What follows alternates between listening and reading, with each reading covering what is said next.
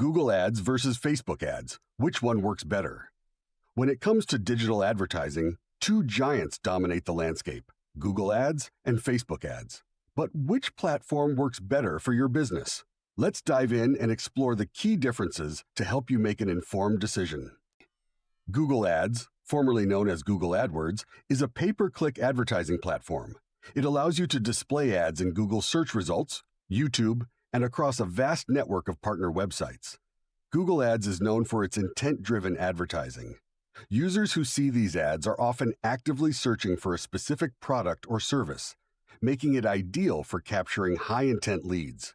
On the other hand, Facebook ads thrive on social engagement. They appear in users' news feeds, stories, and across Instagram, leveraging detailed demographic, interest, and behavioral data.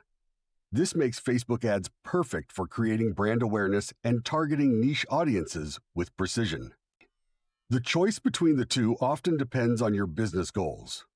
If you're looking to meet customer demand quickly and have a budget dedicated to search, Google Ads might be the way to go.